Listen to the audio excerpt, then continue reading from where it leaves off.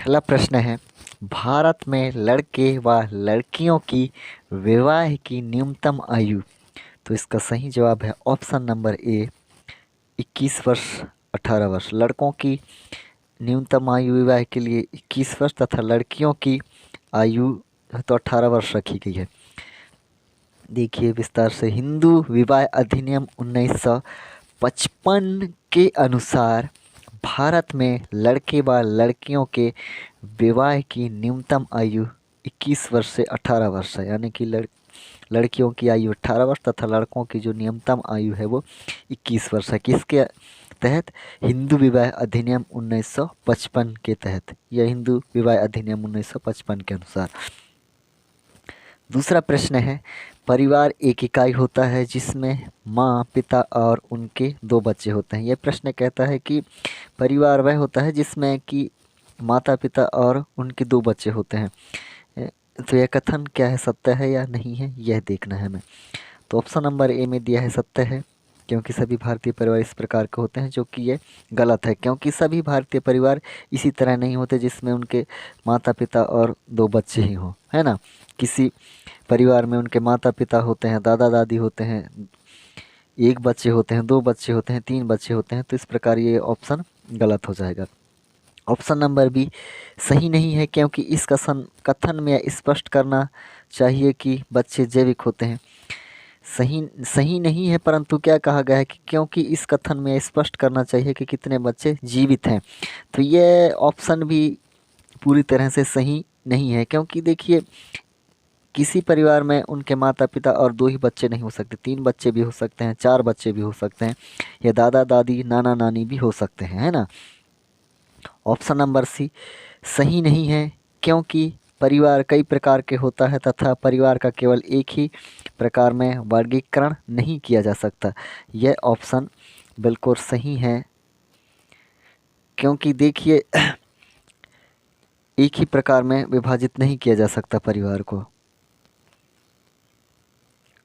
परिवार एक इकाई होता है जिसमें माता पिता, बच्चे के अलावा अन्य सदस्य भी होते हैं। भिन्न भिन्न समाजशास्त्रियों ने अलग अलग परिवार की मान्यताएं होती है तथा परिवार में केवल माता पिता और बच्चे का शामिल होना गलत है, सही बात है। तीसरा प्रश्न है,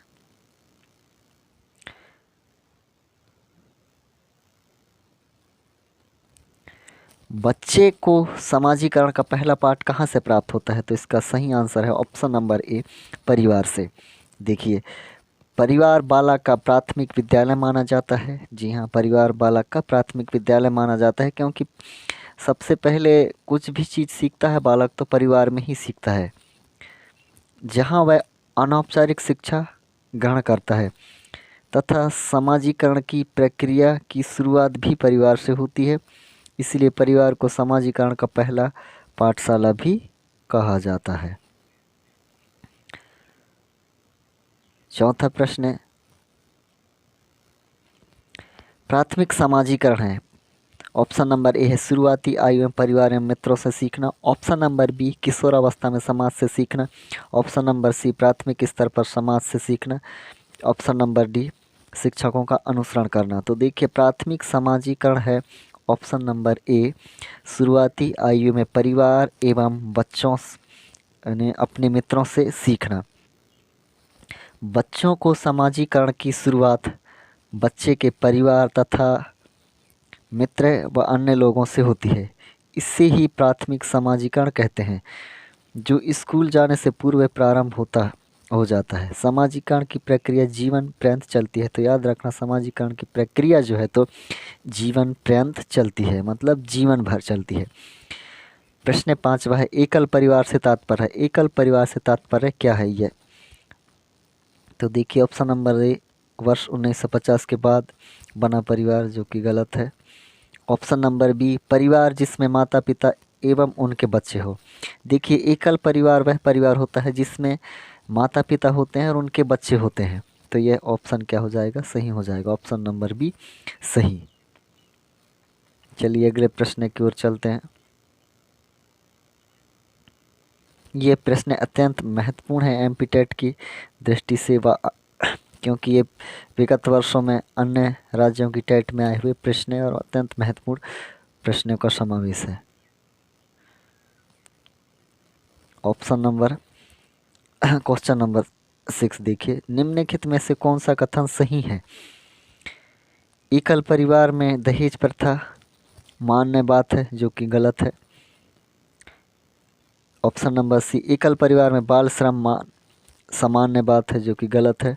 ऑप्शन नंबर बी सी, दहेज तथा बाल श्रम सामाजिक बुराइयां हैं। तो देखिए, दहेज तथा बाल श्रम एक सामाजिक बुराई है, सही बात है। ये दहेज तथा बाल श्रम शहरों में समान है, ये भी गलत है। तो कौन सा कथन सही है, यह हमें देखना था। तो ऑप्शन नंबर सी सही है, क्योंकि दहेज तथा बाल श्रम क्या है, एक सामाजिक बुराई है। ये रीट में आ भी चुका है।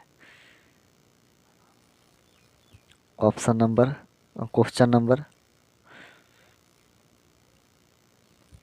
7।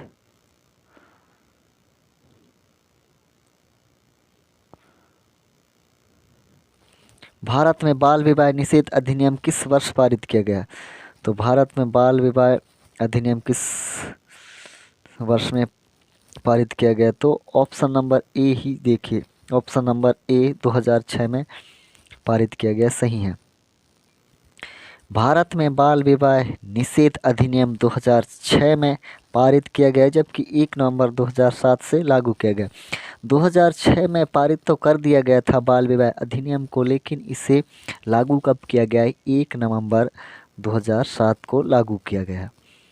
8वां प्रश्न है, कौन सी विशेषता परिवार की नहीं है? कम से कम 2 भिन्न लिंग वाले वयस्क साथ रहते हों।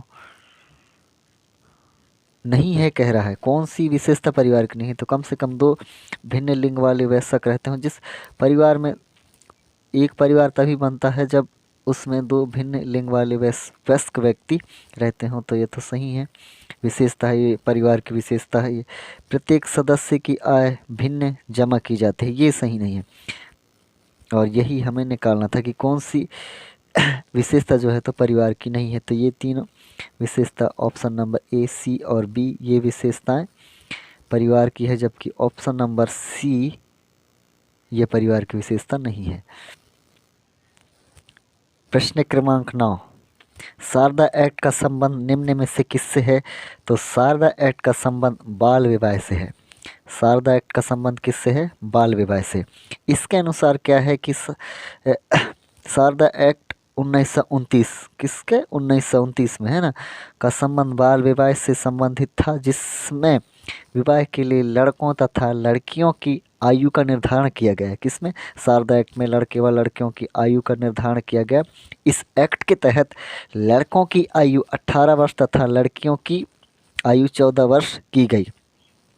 शारदा एक्ट के तहत लड़कों की आयु विवाह के लिए न्यूनतम वर्ष 18 तथा 14 वर्ष किया गया। बाद में हिंदू विवाह अधिनियम, याद रखना, हिंदू विवाह अधिनियम, हिंदू विवाह अधिनियम के तहत शादी के लिए, विवाह के लिए लड़कों की न्यूनतम आयु 21 वर्ष तथा लड़कियों की न्यूनतम आयु कितना किया गया? बॉयज़ की यानी कि और लड़कियों की 18 वर्ष किया गया, गर्ल्स की 18 वर्ष किया गया। किसके तहत? हिंदू विवाह अधिनियम 1955 के तहत, याद रखना। 10वां प्रश्न है, सामाजिक बुराई का उदाहरण है। तो बाल विवाह, यह भी सामाजिक बुराई है। दहेज, बाल आश्रम, बाल श्रम, यह भी। तो प्रयोग सभी सही हो जाएगा, ऑप्शन नंबर डी। वीडियो कैसा लगा कमेंट्स करके ज़रूर बताएं।